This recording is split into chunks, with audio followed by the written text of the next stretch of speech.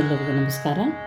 ನಾನು ಶ್ರೀಮತಿ ಸುರೇಖಾ ಮುಳುಗುಂದ್ ಧಾರವಾಡದಿಂದ, ಹಾಗೂ ನಮ್ಮ ಚಾನಲ್ ಅಂದರೆ ಮುಳುಗುಂದ್ ಮಾಧುರ್ಯಕ್ಕೂ ಕೂಡ ನಿಮ್ಮನ್ನು ಸ್ವಾಗತವನ್ನು ಬಯಸ್ತೀನಿ. ನಾವು 3S ಗ್ರೂಪ್ ಅಂದರೆ ಶ್ರೀ ಶಂಕರ ಸ್ತವಕೃಪಾ ಎಂಬ ಫ್ರೀ ಆನ್ಲೈನ್ ಕ್ಲಾಸಸ್ನ ನಡೆಸ್ತಾ ಬಂದೀವಿ. ಇದರಲ್ಲಿ ಶ್ರೀ ಶಂಕರ ಭಗವತ್ಪಾದರ ಕೃತಿಗಳನ್ನು ಕಲಿಕಾ ಪದ್ಧತಿಯಲ್ಲಿ ಹೇಳಿಕೊಡಲಾಗ್ತದೆ. ಇಲ್ಲಿವರೆಗೆ 25 ಕೃತಿಗಳನ್ನು ಕಲಿಸಿ 2 ವರ್ಷ ಶ್ರೀ ಶಂಕರ ಮಠ ಧಾರವಾಡದಲ್ಲಿ ಸಮರ್ಪಣಾ ಕಾರ್ಯಕ್ರಮವನ್ನು ಸಹ ಪೂರ್ಣಗೊಳಿಸಿದ್ದೇವೆ. ಇದು 3ನೇ ವರ್ಷಕ್ಕೆ ಕಾಲಿಟ್ಟಿದ್ದೇವೆ ಅಂತ ಹೇಳಲಿಕ್ಕೆ ನನಗೆ ತುಂಬ ಸಂತೋಷ ಅನ್ನಿಸ್ತದೆ. ಈಗ 2ನೇ ಸಲ ಸೌಂದರ್ಯ ಲಹರಿಯನ್ನು ಕಲಿಕಾ ಪದ್ಧತಿಯಲ್ಲೇ ಕಲಿಸ್ಕೊಡ್ಬೇಕಂತ ತುಂಬ ಜನರ ಆಸೆ ಮೇರೆಗೆ ಕಲಿಸಲಿಕ್ಕೆ ಮುಂದಾಗಿದ್ದೀನಿ. ಇದು ನನ್ನ ಸುದೈವ. ಇದರ ಉಪಯೋಗವನ್ನು ಹೆಚ್ಚು ಜನ ತೆಗೆದುಕೊಳ್ಳಿ ಅಂಥೇಳಿ ನಾನು ಆಶಿಸ್ತೇನೆ.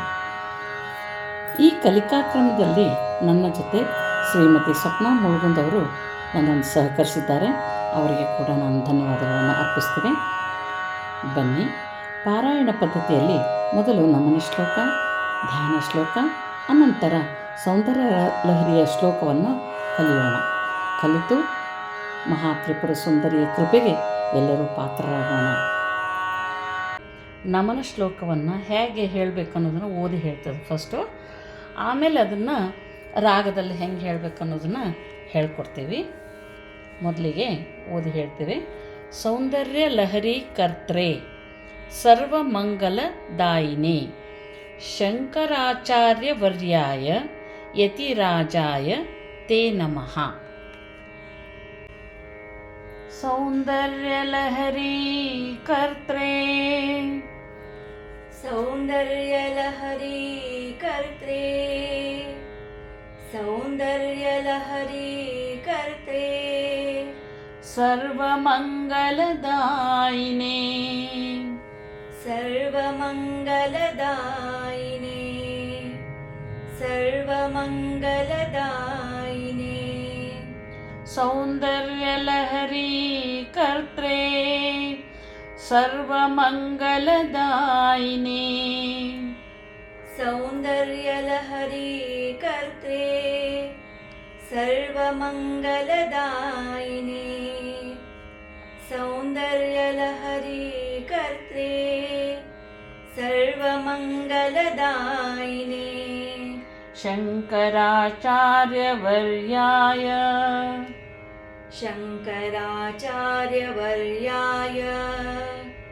शंकराचार्यवर्याय यतिराजाय ते नमः. यतिराजाय ते नमः. यतिराजाय ते नमः. शंकराचार्यवर्याय यतिराजाय ते नमः. शंकराचार्यवर्याय यतिराजाय ते नमः. शंकराचार्यवर्याय यतिराजाय ते नमः. सौंदर्य लहरी कर्त्रे सर्वमंगलदायिने शंकराचार्यवर्याय यतिराजाय ते नमः. सौंदर्य लहरी कर्त्रे सर्वमंगलदायिने शंकराचार्यवर्याय यतिराजाय ते नमः. सौंदर्य लहरी कर्त्रे सर्वमंगलदायिने शंकराचार्यवर्याय यतिराजाय ते नमः. ಸೌಂದರ್ಯ ಲಹರಿಯ ಧ್ಯಾನ ಶ್ಲೋಕವನ್ನು ಹೇಗೆ ಹೇಳಬೇಕು ಅಂತ ಅನ್ನೋದಕ್ಕಿಂತ ಮುಂಚೆ ಮೊದಲು ಸಾಹಿತ್ಯವನ್ನು ನೋಡೋಣ. ಲೌಹಿತ್ಯ ನಿರ್ಜಿತ ಜಪಾಕುಸುಮ ಅನುರಾಗಾಂ, ಅದನ್ನು ಪೂರ್ತಿ ಕೂಡಿಸಿ ಹೇಳಿದಾಗ ಜಪಾ ಕುಸುಮಾನುರಾಗಾಂ ಅಂತ ಆಗ್ತದೆ. ಪಾಶಾಂಕುಶೌ ಧನುರಿಷು ನಪಿ ಧಾರಯಂತೀಂ ತಾಮ್ರೇಕ್ಷಣಾಂ ಅರುಣಮಾಲ್ಯ ವಿಶೇಷಭೂಷಾಂ ತಾಂಬೂಲಪೂರಿತಮುಖೀಂ ತ್ರಿಪುರಾಂ ನಮಾಮಿ. ನಂತರ ಇದನ್ನು ರಾಗದಲ್ಲಿ ಹೆಂಗೆ ಹೇಳಬೇಕು ಅನ್ನೋದನ್ನು ಹೇಳಿಕೊಡ್ಲಾಗ್ತದೆ. ಲೌಹಿತ್ಯ ನಿರ್ಜಿತ ಜಪಾ ಕುಸುಮಾನುರಾಗಾಂ ಲೌಹಿತ್ಯ ನಿರ್ಜಿತ ಜಪಾ ಕುಸುಮಾನುರಾಗಾಂ ಲೌಹಿತ್ಯ ನಿರ್ಜಿತ ಜಪಾ ಕುಸುಮಾನುರಾಗಾಂ ಪಾಶಾಂಕುಶೋ ಧನುರಿಷು ನಪಿ ಧಾರಯಂತೀಂ ಪಾಶಾಂಕುಶೋ ಧನುರಿಷು ನಪಿ ಧಾರಯಂತೀಂ ಪಾಶಾಂಕುಶೋ ಧನುರಿಷು ನಪಿ ಧಾರಯಂತೀಂ ತಾಮ್ರೇಕ್ಷಣಾಂ ಅರುಣಮಾಲ್ಯ ವಿಶೇಷಭೂಷಾಂ ತಾಮ್ರೇಕ್ಷಣಾಂ ಅರುಣಮಾಲ್ಯ ವಿಶೇಷಭೂಷಾಂ ತಾಮ್ರೇಕ್ಷಣಾಂ ಅರುಣಮಾಲ್ಯ ವಿಶೇಷಭೂಷಾಂ ತಾಂಬೂಲಪೂರಿತಮುಖೀಂ ತ್ರಿಪುರಾಂ ನಮಾಮಿ ತಾಂಬೂಲಪೂರಿತಮುಖೀಂ ತ್ರಿಪುರಾಂ ನಮಾಮಿ ತಾಂಬೂಲಪೂರಿತಮುಖೀಂ ತ್ರಿಪುರಾಂ ನಮಾಮಿ. ಲೌಹಿತ್ಯ ನಿರ್ಜಿತ ಜಪಾ ಕುಸುಮಾನುರಾಗಾಂ ಪಾಶಾಂಕುಶೌ ಧನುರಿಷು ನಪಿ ಧಾರಯಂತೀಂ ಲೌಹಿತ್ಯ ನಿರ್ಜಿತ ಜಪಾ ಕುಸುಮಾನುರಾಗಾಂ ಪಾಶಾಂಕುಶೋ ಧನುರಿಷು ನಪಿ ಧಾರಯಂತೀಂ ಲೌಹಿತ್ಯ ನಿರ್ಜಿತ ಜಪಾ ಕುಸುಮಾನುರಾಗಾಂ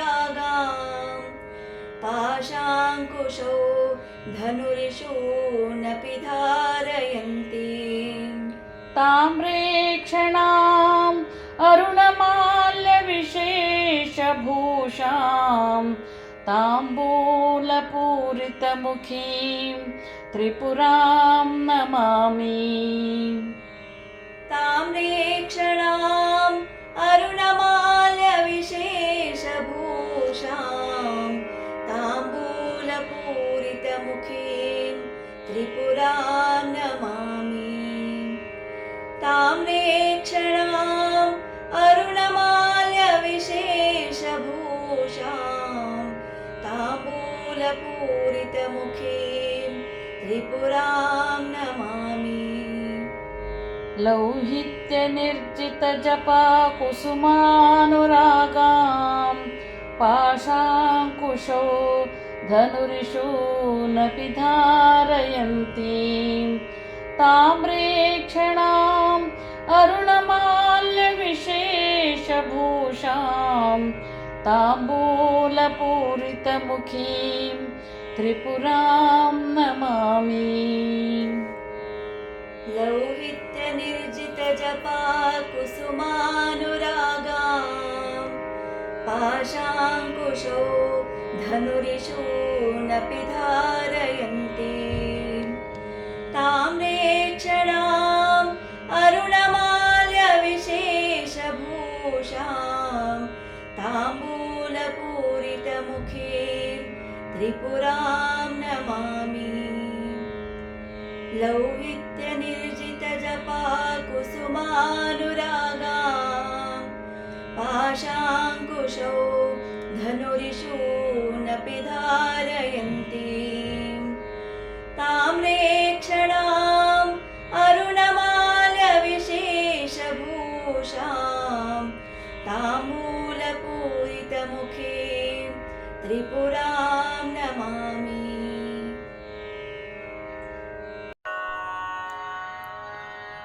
ಬನ್ನಿ, ಸೌಂದರ್ಯಲಹರಿಯ ಈ ಶ್ಲೋಕವನ್ನು ಕಲಿಯೋಕ್ಕಿಂತ ಮುಂಚೆ ಶ್ಲೋಕದ ಸಾಹಿತ್ಯವನ್ನು ಓದಿ ಹೇಳಿದ ನಂತರ ಶ್ಲೋಕವನ್ನು ರಾಗದಾಗಿ ಹೇಗೆ ಹೇಳಬೇಕು ಅನ್ನೋದನ್ನು ಕಲಿಯೋಣಂತ.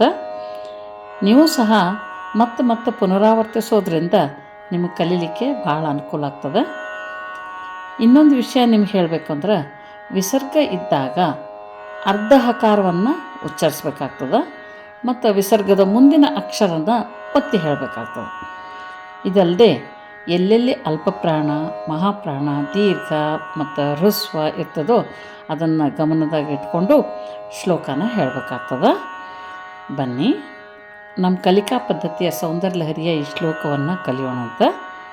ಮೊದಲು ಸಾಹಿತ್ಯವನ್ನು ನೋಡೋಣ. ಸುಧಾ ಸಿಂಧೋರ್ಮಧ್ಯೆ, ಸುಧಾ ಧಾ ಮಹಾಪ್ರಾಣ, ಸಿಂಧೋ ಮಹಾಪ್ರಾಣ ದೀರ್ಘ, ಮಧ್ಯೆ ಧೇ ಮಹಾಪ್ರಾಣ ಮತ್ತು ದೀರ್ಘ. ಸುಧಾ ಸಿಂಧೋರ್ಮಧ್ಯೆ ಸುರವಿಟಪಿ ವಾಟಿ ಪರಿವೃತೆ, ಸುರವಿಟಪಿ ವಾಟಿ ದೀರ್ಘ, ಪರಿವೃತೆ ದೀರ್ಘ. ಸುಧಾ ಸಿಂಧೋರ್ಮಧ್ಯೆ ಸುರವಿಟಪಿ ವಾಟಿ ಪರಿವೃತೆ.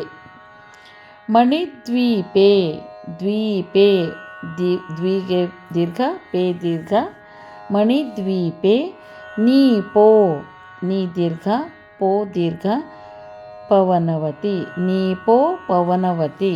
ಚಿಂತಾಮಣಿಗೃಹೆ ಹೇ ದೀರ್ಘ, ಮಣಿದ್ವೀಪೆ ನೀಪೋ ಪವನವತಿ ಚಿಂತಾಮಣಿಗೃಹೆ.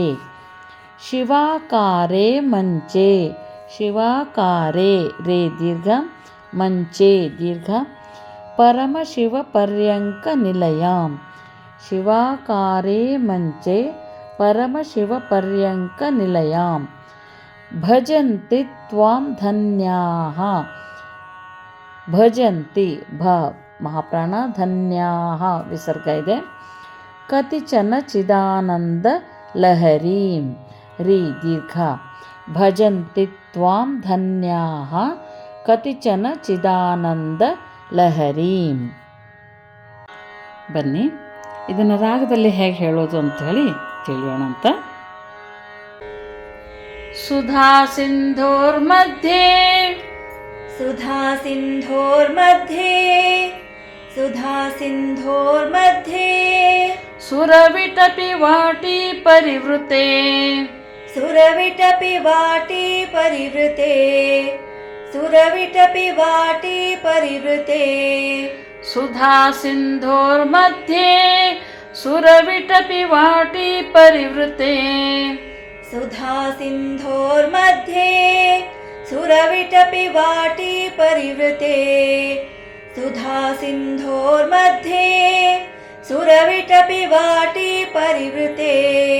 ಮಣಿದ್ವೀಪೆ ನೀಪೋಪವನವತಿ ಚಿಂತಾಮಣಿಗೃಹೆ, ಮಣಿದ್ವೀಪೆ ನೀಪೋಪವನವತಿ ಚಿಂತಾಮಣಿಗೃಹೆ. ಮಣಿದ್ವೀಪೆ ನೀಪೋಪವನವತಿ ಚಿಂತಾಮಣಿಗೃಹೆ.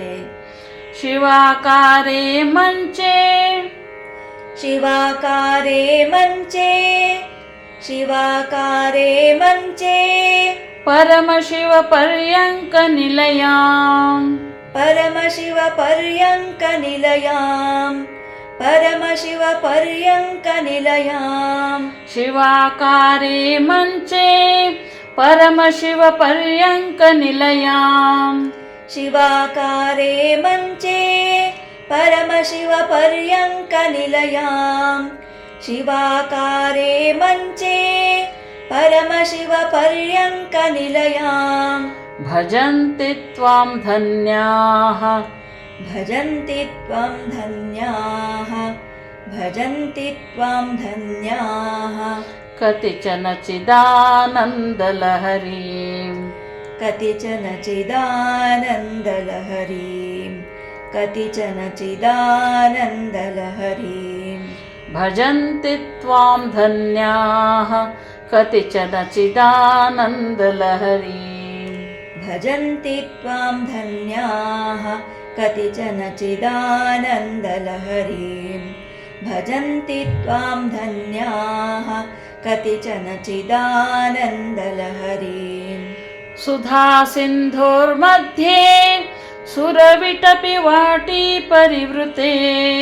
मणिद्वीपे नीपोपवनवति चिन्तामणिगृहे सुधासिन्धोर्मध्ये सुरविटपि वाटी परिवृते मणिद्वीपे नीपोपवनवति चिन्तामणिगृहे सुधासिन्धोर्मध्ये सुरविटपि वाटी परिवृते मणिद्वीपे नीपोपवनवति चिन्तामणिगृहे शिवाकारे मञ्चे परमशिवपर्यङ्कनिलयां भजन्ति त्वां धन्याः कतिचन चिदानन्दलहरीम् शिवाकारे मञ्चे परमशिवपर्यङ्कनिलयां भजन्ति त्वां धन्याः कतिचन चिदानन्दलहरीम् शिवाकारे मञ्चे परमशिवपर्यङ्कनिलयां भजन्ति त्वां धन्याः कतिचन चिदानन्दलहरीम् सुधासिन्धोर्मध्ये सुरविटपि वाटी परिवृते मणिद्वीपे नीपोपवनवति चिन्तामणिगृहे शिवाकारे मञ्चे परमशिवपर्यङ्कनिलयां भजन्ति त्वां धन्याः कतिचन चिदानन्दलहरीम्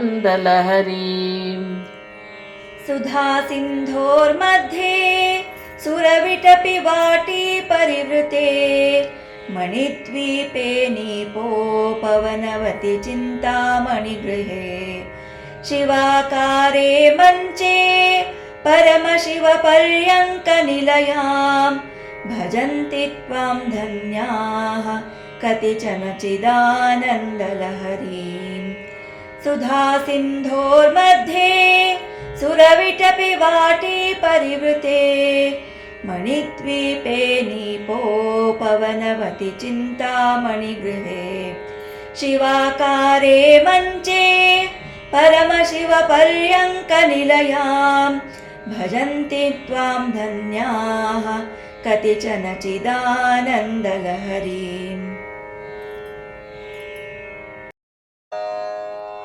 ನಿಮಗೆ ನಮ್ಮ ಕಲಿಕಾ ಪದ್ಧತಿ ಇಷ್ಟವಾದಲ್ಲಿ ಸಬ್ಸ್ಕ್ರೈಬ್ ಆಗಿರಿ, ಲೈಕ್ ಮಾಡಿರಿ, ಶೇರ್ ಮಾಡಿರಿ, ಬೆಲ್ ಐಕಾನ್ ಒತ್ತಿ ಮತ್ತು ಯೂಟ್ಯೂಬ್ನಲ್ಲಿ ಕಮೆಂಟ್ ಮಾಡೋದನ್ನು ಮರಿಬೇಡ್ರಿ. ಮುಂದಿನ ಶ್ಲೋಕದೊಂದಿಗೆ ಪುನಃ ಭೇಟಿಯಾಗೋಣ. ನಮಸ್ಕಾರ.